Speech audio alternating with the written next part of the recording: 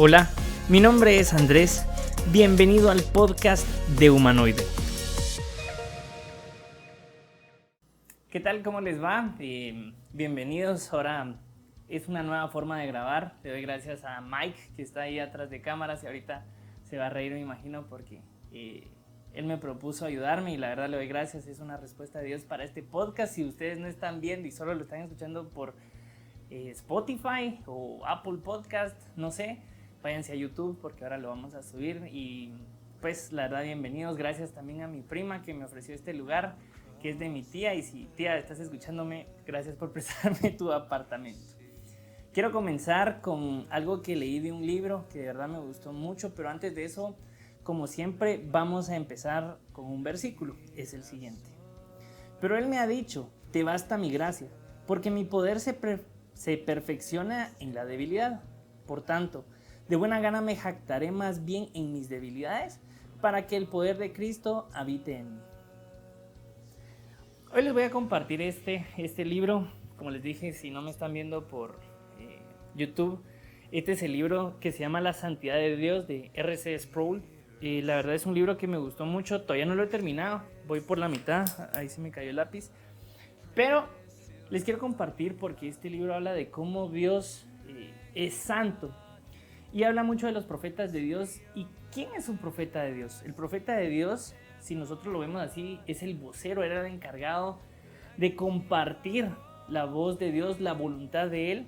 Aquí dice, eran los encargados de dar a conocer al pueblo la voluntad de Él. Era un portavoz de Dios prácticamente. También en el capítulo 2 de este libro habla acerca de Isaías. ¿Quién es Isaías? Normalmente los profetas en el Antiguo Testamento eran personas humildes, normalmente ganaderos o pastores, o eran personas que se dedicaban a cosas humildes en aquel entonces. Pero, ¿quién era Isaías? Isaías era de la nobleza. Algunos dicen que tal vez formaba parte de la familia de Usías. Entonces no era alguien como cualquiera. Y cuando se habla acerca de Isaías, se dice que era una persona íntegra, que era intachable, que era alguien ejemplar para aquella época. Y les voy a leer Isaías 6, que narra su llamamiento. Isaías 6, versículo 5. Entonces dije yo, ay de mí, soy hombre muerto. Mis ojos han visto al Rey, el Señor de los ejércitos, aun cuando soy un hombre de labios impuros y habito en medio de un pueblo de labios también impuros. Si alguien podía jactarse de algo, si alguien podía decir, ¿saben qué? Yo soy alguien íntegro, alguien que en realidad soy ejemplar ante las demás personas, era Isaías. Isaías era una persona que en realidad tenía un buen testimonio de quién era, formaba parte de la nobleza, entonces era alguien que todos miraban como un gran ejemplo. Pero cuando ve a Dios, ¿qué es lo primero que dice? Dice, ay de mí que soy hombre muerto. ¿Por qué? Porque cuando él llega a compararse con Dios, con su santidad, con lo glorioso que fue ese encuentro, lo que dice es, ¿saben qué? Me voy a morir. Porque Dios es tan santo que yo soy un hombre pecador, entonces esto me hace un hombre impuro y probablemente muera. Y cuando hace referencia a ay de mí, tal vez no, ahorita en este tiempo nosotros no usamos esa expresión, pero en aquel tiempo era como de lamentación. Entonces Isaías, una persona íntegra de la nobleza, dice, ¿saben qué? Voy a morir, porque acabo de ver al Señor. Y ¿cuál es? O sea, él tenía tal vez muchos defectos, tal vez tenía muchas cosas por las cuales Dios tenía que todavía procesar su vida. Pero lo que hace referencia es, soy un hombre de labios impuros. Miren, y es bien interesante y eso habla mucho del libro. Y cuando yo lo leí, me llamó mucho la atención porque pudo haber dicho, tal vez soy una persona que tiene malos pensamientos, tal vez soy una persona que juzgo o no sé. Pero él dice, soy de labios impuros. ¿Y qué es lo que hace Dios en ese momento? Dios lo que hace es manda a un serafín para que él lleve un carbón encendido y lo agarra con tenazas para purificar a Isaías. Y se los voy a leer, miren, Dios es santo, pero también es un Dios de gracia. Y en Isaías 6, del 6 al 7 dice, entonces uno de los serafines voló hacia mí, en su mano llevaba un carbón encendido, que había tomado del altar con unas tenazas. Con ese carbón tocó mi boca y con ese carbón y dijo, con este carbón he tocado tus labios para remover tu culpa y perdonar tu pecado. ¿Qué pasó acá? Isaías tenía que morir. Isaías tenía que ser calcinado o no sé. Pero lo que hace Dios es misericordia y gracia en Isaías y manda al serafín a purificar sus labios. Isaías experimentó una purificación divina. Pero en resumen, y lo que yo les quiero compartir y lo que leí en este libro es que Isaías era una persona intachable. Y Dios lo había llamado a ser su portavoz, la persona que hablara de parte de él para expresar su voluntad. Pero Dios utilizó una persona cuyo defecto más remarcado fue de labios impuros.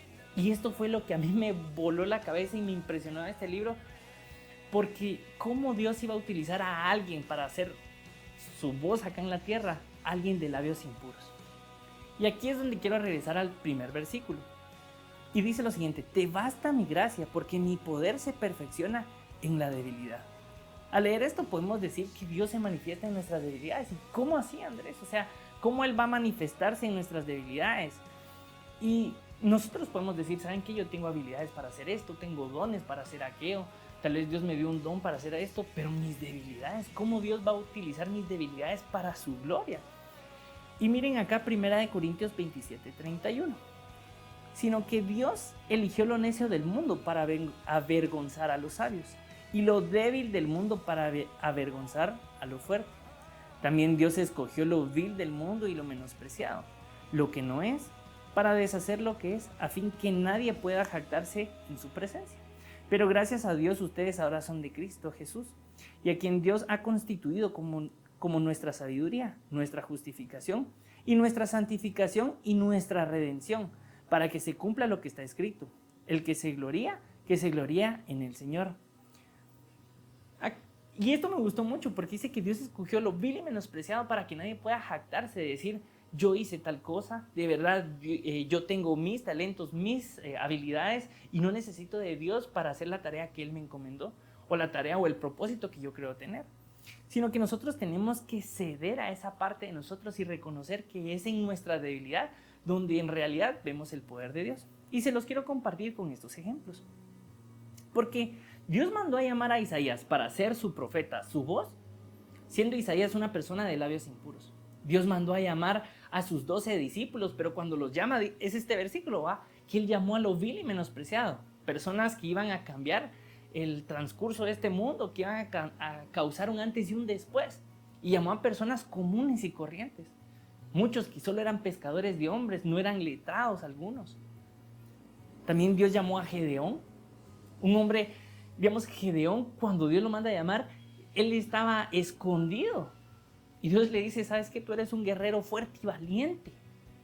Llama también a Moisés, un tartamudo, para que fuera a hablar con la persona más importante en Egipto, el faraón. Dios manda a llamar a Juan, uno de sus discípulos, y cuando está siendo su discípulo le dice: ¿sabes qué, Señor? Que llueva fuego sobre estos desgraciados. ¿Y por qué lo manda a llamar? Porque Dios conocía el propósito más adelante, y que después de una transformación, Juan ya no solo iba a ser llamado como hijo del trueno, porque ese es un apodo que a él le ponen, sino que iba a ser llamado más adelante como el discípulo del amor. Porque si nosotros leemos los libros de Juan, él habla mucho del amor, o sea, cómo un encuentro con Jesús cambia tus debilidades en fortalezas. Y yo les pregunto, ¿cuántas historias más necesitan para darse cuenta que Dios utiliza nuestras debilidades para mostrar su gloria y su poder? La pregunta acá es, ¿cuál es tu debilidad? ¿Qué es aquello con lo que estás luchando? ¿Qué es aquello con lo que tú estás batallando? ¿Qué es aquello en lo que el enemigo ha estado tratando de causar daño para que no se lo entregues a Dios?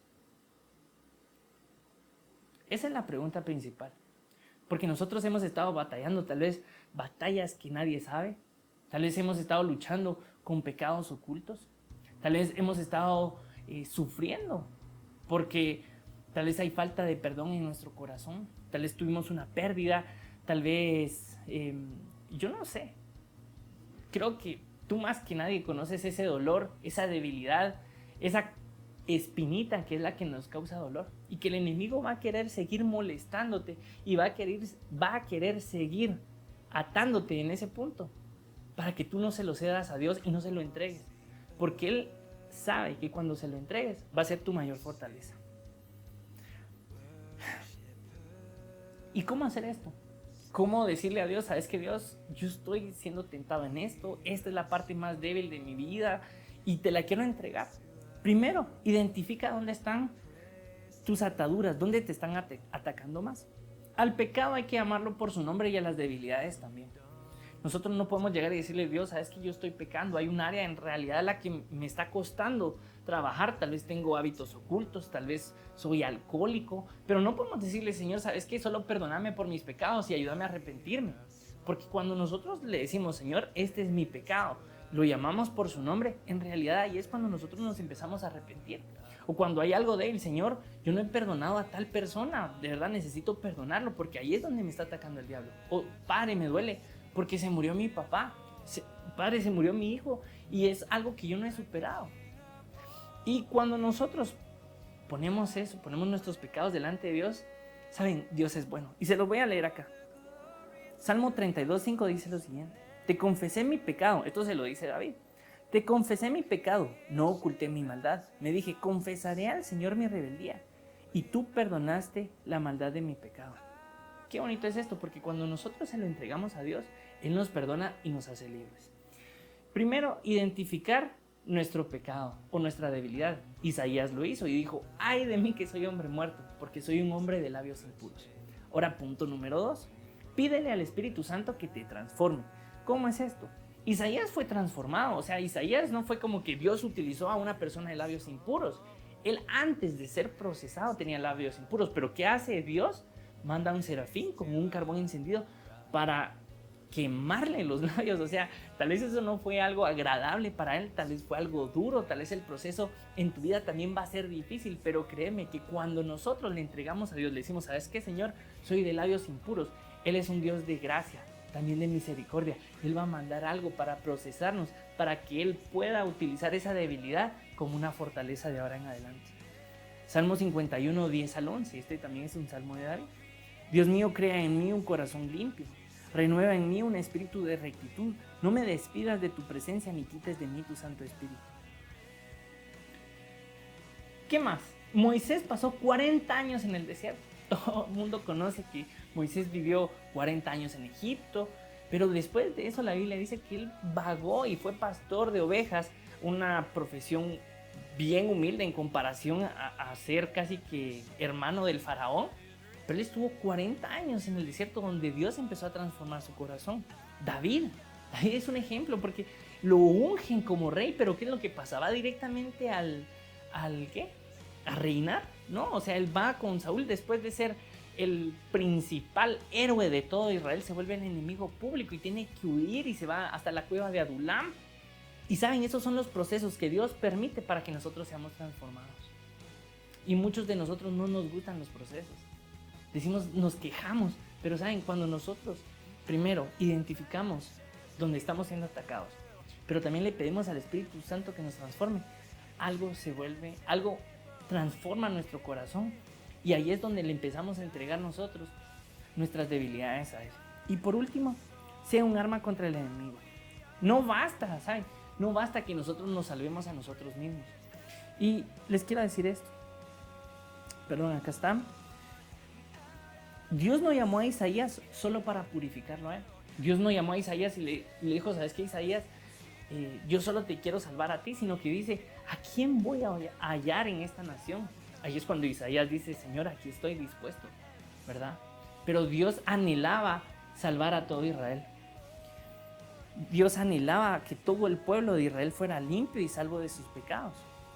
Miren, Salmo 51, 12 al 13.